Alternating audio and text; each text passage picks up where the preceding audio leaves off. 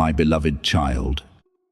Do not take lightly the awakening word reaching you in this moment, because the choices you begin making today will determine whether you remain trapped in former cycles or courageously enter a new way of life. I have not come to plant panic within you, nor do I want you to believe that some invisible disaster is watching your every step. I have come to remind you that the time of delay has lasted long enough. The excuses that once helped you avoid the truth can no longer cover what you already know clearly within your heart.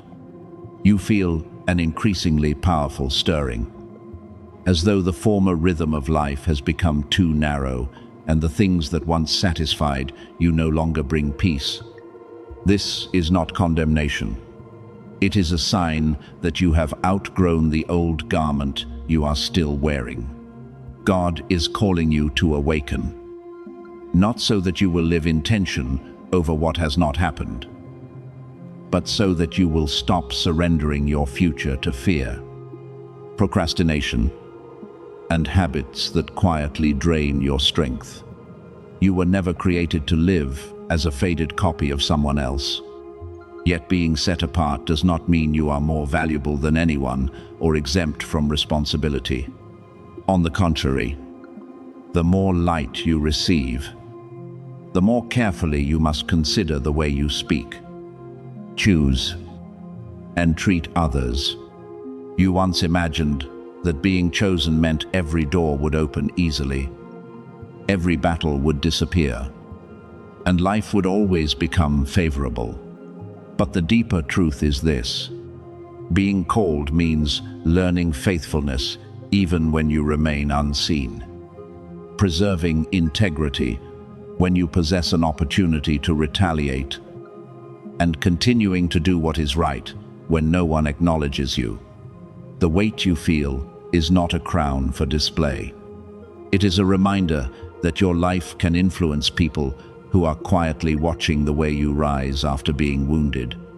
I know you were betrayed by people you trusted and sat in rooms filled with laughter while still feeling alone. Some spoke sweetly before you while secretly hoping you would fail.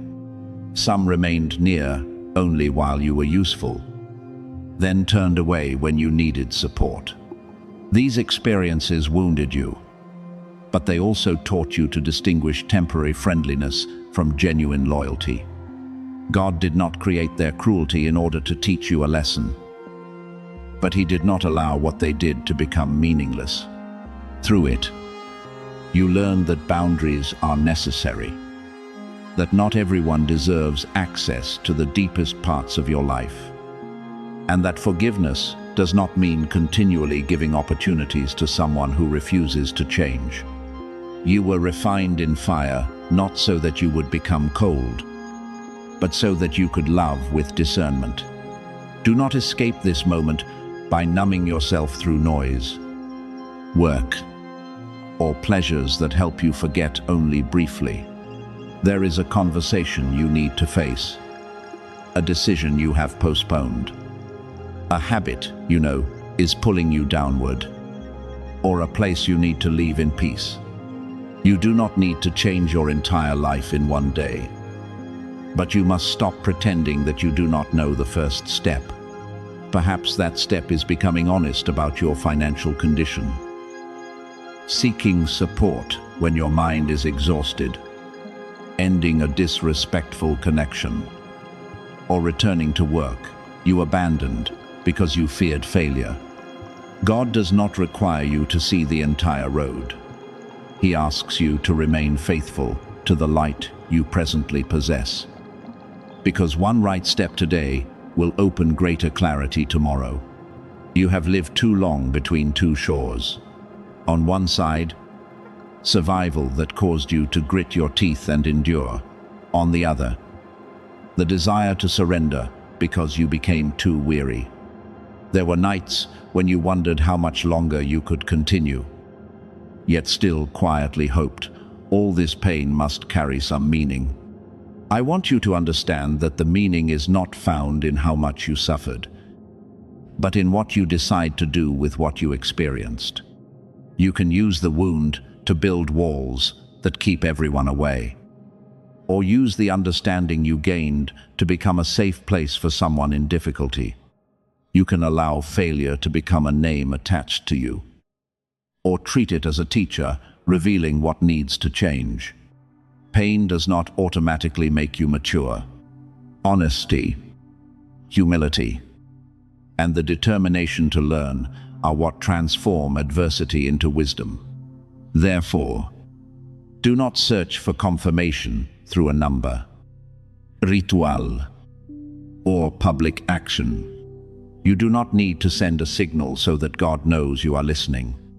He sees what happens in secret when you turn off the screen and choose not to return to the habit that weakened you. The strongest declaration is not what you write before a crowd, but the fact that you keep your word to yourself when no one checks. It is seen when you rise and fulfill your responsibilities even without inspiration. Refuse a dishonest road, though it promises faster results. And care for yourself, instead of sacrificing until nothing remains, merely so others will call you a good person. True awakening does not create one emotional moment. It changes the rhythm of your life. You asked for a sign, but perhaps the clearest sign is that former things are gradually losing their attraction. You no longer want to argue in order to prove yourself right to someone who has already decided not to listen. You no longer feel compelled to diminish yourself in order to preserve relationships that wound you. You are beginning to recognize that peace is more valuable than attending every gathering, and that discernment matters more than temporary praise. This is evidence that you are awakening. When your awareness changes, you cannot continue living exactly as before without feeling empty. God is not withdrawing blessing in order to punish you. Living against what you know to be right is what gradually drains your energy, focus, and joy. Even financial difficulty should not be turned into a threat that you must obey a certain message before you can be rescued. God does not manipulate you through lack, but you need to understand that avoiding responsibility always has a cost. If you refuse to face what must be resolved, spend money to escape emotion, or wait for a miracle instead of learning stewardship, instability will continue. Begin with something small. Write down what you possess. Reduce what is unnecessary. Fulfill obligations according to your ability, and seek opportunity with perseverance. Faith does not replace wise action. It gives you courage to take that action without being imprisoned by shame. The table prepared for you is not a place where you sit before those who wounded you and display your victory. If you still need them to witness your success before you can feel valuable, they still hold a portion of authority in your life. True restoration occurs when you receive something good without wanting to use it as retaliation. You can enter the new season with gratitude. Receive your portion in peace, and stop turning around to see who is jealous. Those who opposed you are not the center of the story. God prepares that place so you will possess enough resources to build. Care for your family. Strengthen the vulnerable, and complete the good entrusted to you, not so that pride can be fed. I also want you to stop believing that comfort is always opposed to calling. Some seasons require you to leave the familiar, but there are also seasons when rest is exactly what God asks of you.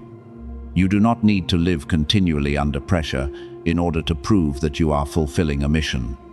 Someone who is constantly exhausted will struggle to hear guidance clearly and will easily make choices through emotion. Build a life with rhythm. Work with devotion. Rest without guilt. Pray sincerely, and seek support when needed. Responsibility does not mean carrying everything alone. Maturity also means knowing what belongs to you and what must be put down. My beloved child, this is the time to reclaim your position. But that position is not a chair placed above others. It is the position of someone who knows who they are, understands what is no longer permitted to rule them, and knows what to do with the light they have received. Stop delaying healing because you fear living differently. Stop preserving relationships whose season has ended merely because loneliness frightens you. Stop waiting to become perfect before beginning, because perfection was never the condition for moving forward. What is required is sincerity, a heart willing to change, and courage to take the nearest step. From now on, let your awakening be visible through a renewed life. Speak less about what you intend to do and begin completing it. Explain yourself less to others and use that strength to build a foundation. Protect plans that are still young. Care for your health. Manage resources. And choose companions according to character rather than words alone. What you do now will genuinely influence what happens next. Not because some power is waiting to punish you if you delay, but because every choice plants a kind of seed. Plant what you desire to see grow. I am calling you back into clarity, not pushing you into fear. You are not being watched by a darkness stronger than God's protection. Nor do you need to race in order to seize a blessing that is about to disappear. Remain calm, but do not delay. Reflect, but do not use reflection to conceal fear of acting. You have already paid enough for living beneath what you know to be right. Now rise not loudly or arrogantly, but steadily. Choose truth over comfort, discipline over impulsiveness, peace over chaos, and courage over excuses. When you do this, what has been sleeping within you will not need a ritual in order to awaken. It will rise through every decision, every step, and every day you faithfully live according to the person God created you to be. My beloved child, what I want to warn you about now is this. Do not allow the sacred assignment that once caused your heart to burn to become a sequence of familiar actions completed without inner presence. When you first recognized the calling, you moved with deep emotion, prayed with longing, and served with the awareness that every small task carried great meaning. But a long road, one responsibility following another, and months of continually giving can cause what was once precious to become work you merely try to finish. Your lips still speak familiar words, and your hands still perform what must be done. But the deepest part of you is no longer truly present. The outward form remains. Yet the warmth that once enabled your words to touch others is gradually weakening. I do not condemn you for being tired, but I do not want you to continue hiding depletion beneath the appearance of faithfulness. Sacred things were not entrusted to you so they could become a machine operating without feeling. They were placed in you to flow from a heart that is alive, listening, and connected. I see the distance between what you display outwardly and what is truly happening within. Others may still see you as strong, consistent, and dependable. They continue hearing encouragement from you, receiving your help, and assuming that you possess abundant strength. But only you know there are times when you act more from memory than from life. Speak the right words without feeling their depth, and enter prayer with a mind too exhausted to remain. You tried to keep everything from falling apart, so you learned to continue even while your inner life was becoming dry. Yet, Outward performance cannot sustain a mission forever if the inner flame is not cared for. I do not need you to continue acting as someone filled with strength. I want you to admit honestly that the lamp needs more oil and that you need to return to the place where the original calling is not merely remembered through words, but experienced through your whole presence. The gift I placed within you has not been taken away, but that gift needs to be carried by someone still capable of feeling, discerning, and giving from fullness. A voice may remain clear, yet lose tenderness if the speaker is deeply exhausted. Hands can continue serving, yet grow heavy if the one who serves is never permitted to rest. A person can obey for many years, but gradually turn obedience into duty if they never return to the reason they began. Therefore, I do not care only about how much you have completed. I care about the person completing it. I do not want the work to continue while the one carrying it silently falls apart. The calling does not require you to sacrifice peace, health, and the ability to feel until only a moving shell remains. What I have given must be lived, not merely performed. A subtle erosion occurs when you remain in survival mode for too long. At first, you simply feel a little more tired. Then you find it difficult to focus, become easily irritated, and can no longer clearly distinguish deep guidance from the noise of anxiety.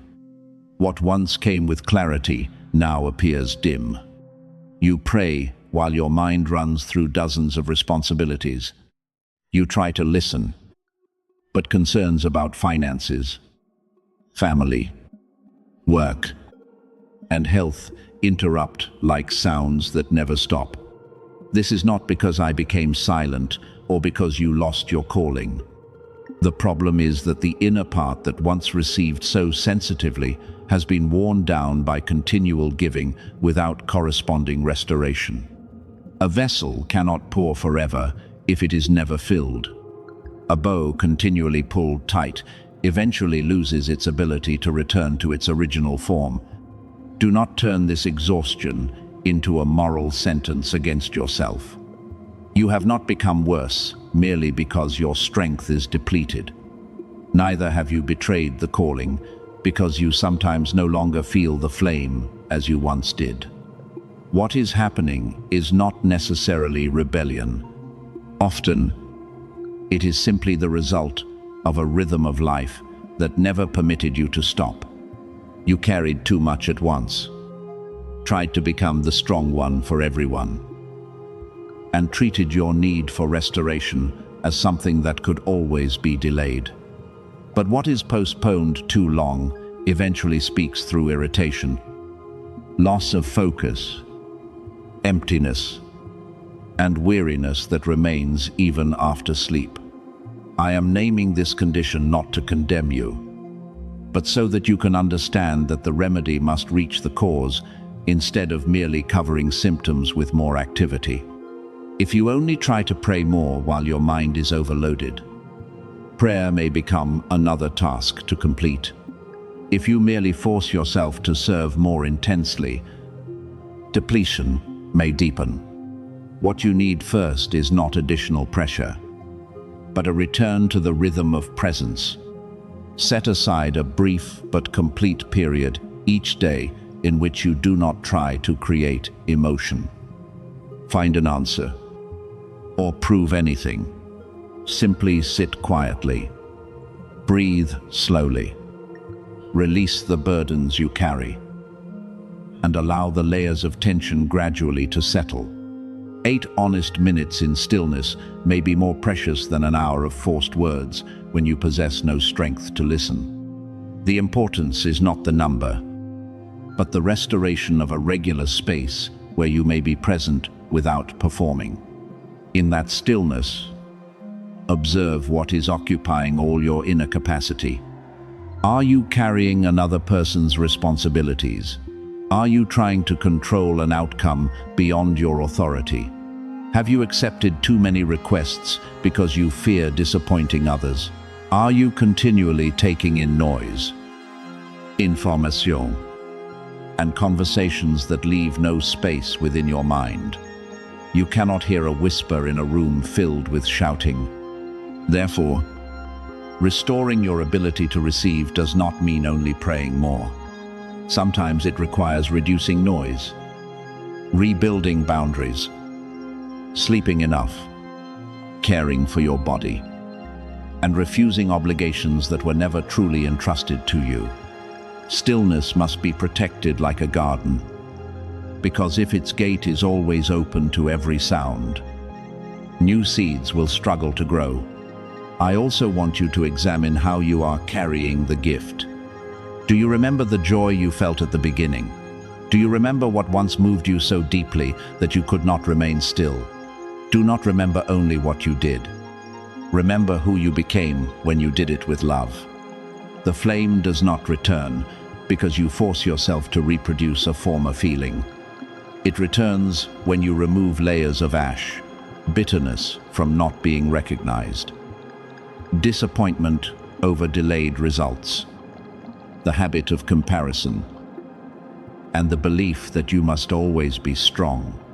Beneath these layers, the spark remains. I have not cancelled the assignment, withdrawn the gift, or turned away from you. I am leading you back to the place where the gift is no longer a burden and becomes once more a current of gratitude.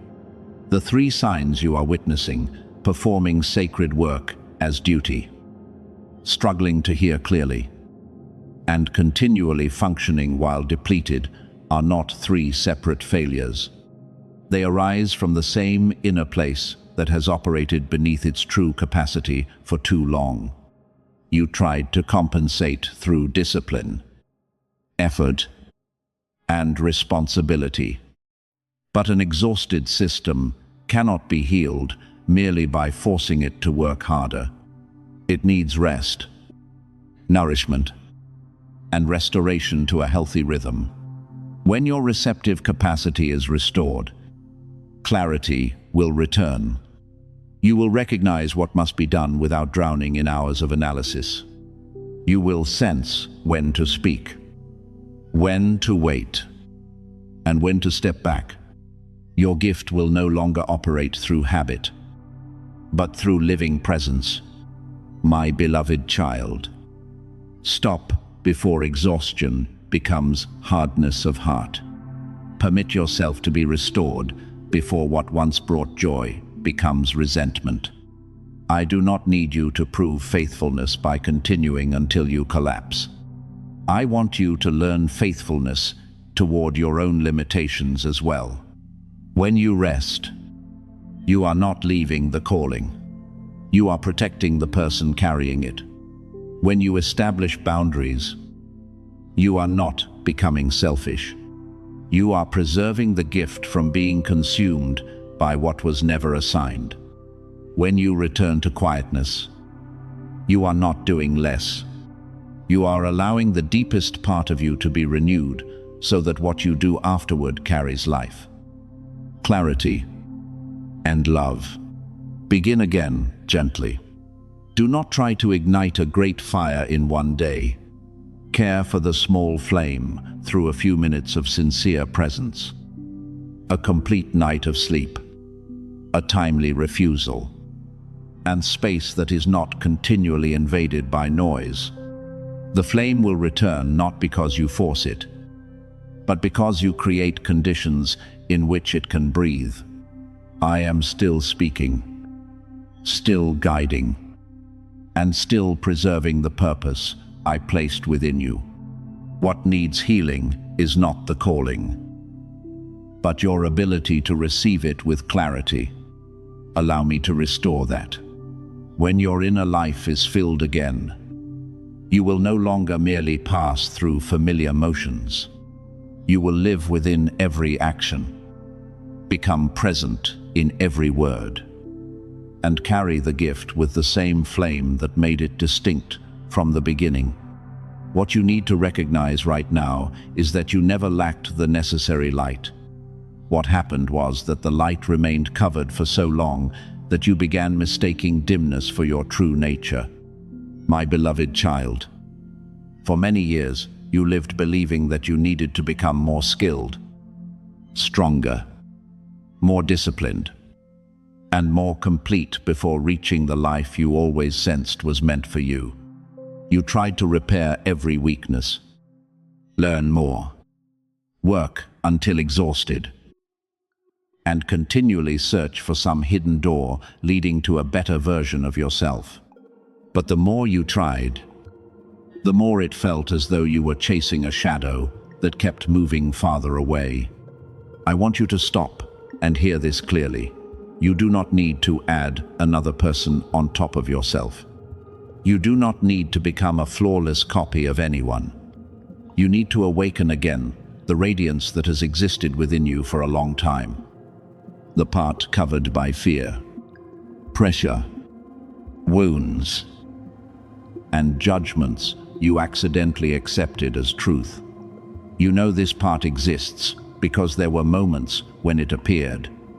Sometimes, in the middle of a situation that seemed chaotic, your mind suddenly became remarkably clear.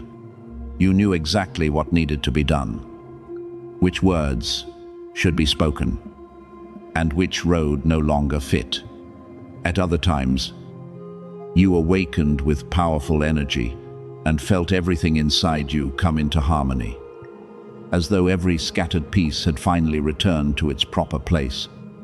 During those moments, you did not need to prove your worth, compare yourself with others, or allow the voice of doubt to pull you backward. You simply existed with steadiness, sharpness, and freedom. Then you wondered why you could not live that way longer, and why this genuine version appeared only briefly before disappearing and leaving you once more in the old fog of hesitation, exhaustion, and insecurity.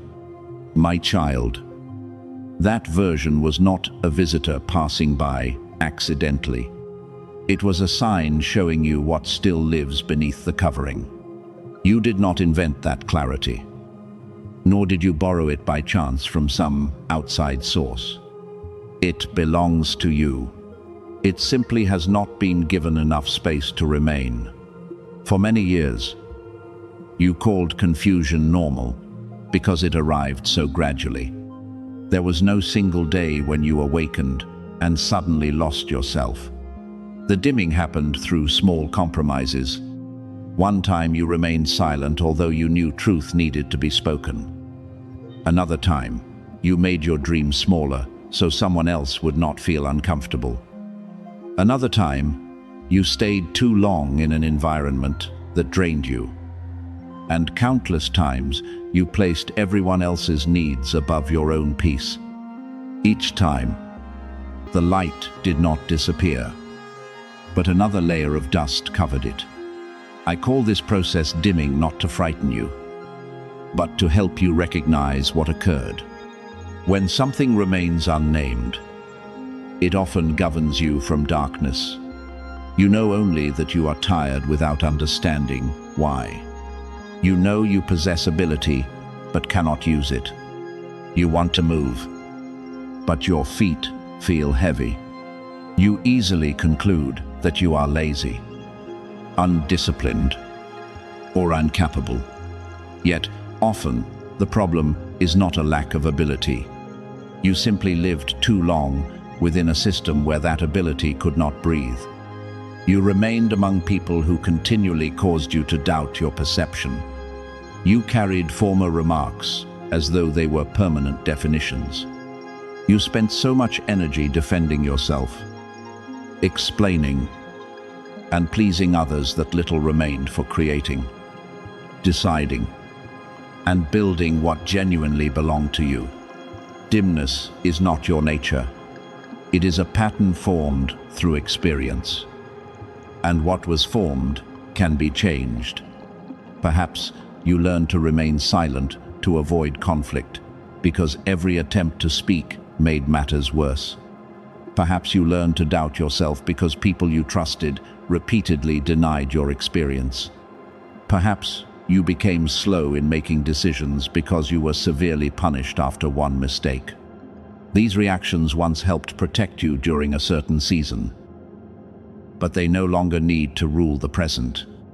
You do not have to hate the version of yourself that became small in order to survive. Thank that version for carrying you through difficult seasons. Then gently tell it that its assignment has ended. You are entering a time when defense no longer needs to be your only way of living.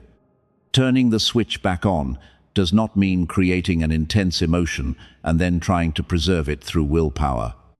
The light returns through very specific choices. Each time you speak the truth calmly, a portion of the light returns. Each time you refuse a request that would exhaust you merely so you can be accepted, the inner switch rises another level. Each time you complete a promise made to yourself, even if it is small, trust in yourself is rebuilt. When you sleep enough, care for your health, organize your environment, and move away from voices that continually cause you to shrink, the fog begins to clear. Radiance does not always return through one dramatic transformation. It is often restored through hundreds of small decisions, declaring that you no longer agree to live beneath your truth. You must also examine what continually weakens that light. Is there a relationship that forces you to explain your value again and again? Is there an environment that appreciates you only when you are useful, but becomes cold when you need support? Is there a habit that fills your mind with so much noise that you can no longer hear what you genuinely think? You cannot expect your light to shine powerfully while preserving everything that dimmed it. This does not mean destroying your entire life in one day. I am inviting you only to become honest. Recognize what must be reduced, what requires limitation, and what must close. Healing begins not only when you add something good, but when you stop feeding what continually drains life from you. I know you have often looked at others and believed they possessed something you lacked. You saw them as confident, decisive, creative, and moving forward, then assumed you were born without some special ability. But often, the difference is not the gift. It is the degree to which a person is permitted to use their gift. You possessed sharpness, but feared making others uncomfortable and dulled it.